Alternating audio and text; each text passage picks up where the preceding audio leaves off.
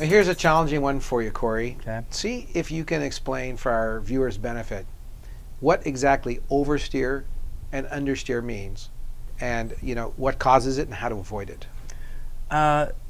The easiest way that I can describe those two types of skid to people is, an oversteer skid is exactly what it sounds like, where you add a little bit of steering, but the car oversteers or overreacts to that small steering input. So you may add a little, but the car will want to turn a lot.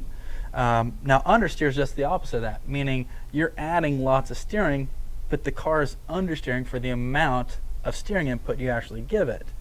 Now each one of those skids have a different procedure in order to save that skid.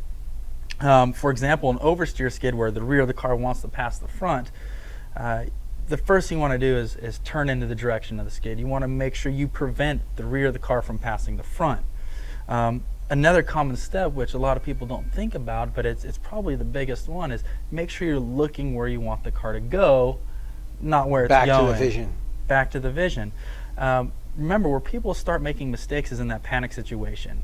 They tend to get in that oversteer skid. They already kind of don't know how to save it, but they think they kind of know what to do, and they look at that imaginary light pole or the parked car or whatever it is, and by looking at it, you're actually going to be telling the car to go to that point, because driving's hand-eye coordination.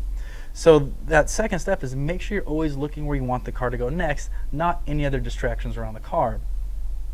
The third step that we preach to a lot of our students that come out here, and it's very counterintuitive for a lot of the people that haven't really experienced this skid as much, is make sure you get out of the brakes and you start applying throttle.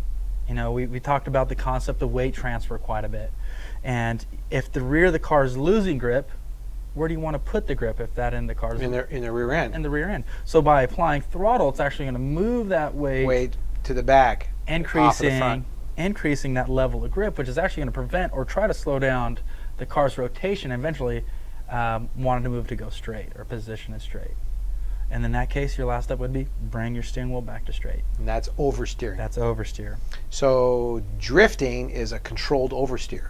Yep, that's exactly what it is. Mm-hmm. Now, understeering?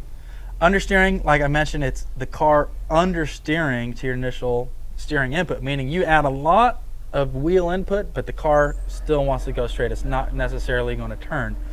So to get out of that situation, if you're losing grip on the front of the car, you'll need to find a way to put weight on that end. Now, the first step is if you're on the throttle at all, get out of the throttle. Lift out. That's going to have that motor deceleration, load that into the vehicle. And if that doesn't work, you can always go to plan B, which is going to be squeezing on the brake pedal to load to the front of the car more to help it respond to your steering input. And we experience that on the carousel. If we enter that with too much speed, and we're still on the throttle, we're trying to turn the handle, but the car just wants to keep going in the same direction. Correct. And that's understeer. That's understeer. Okay, and that's why we got to get off the throttle, shift some more weight up to the front. Yep.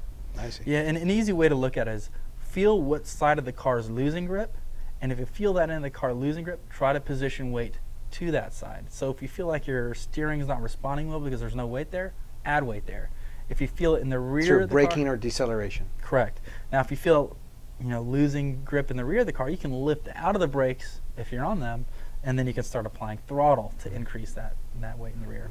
That's a double whammy. Both lifting off the brakes in itself might correct the problem. Absolutely.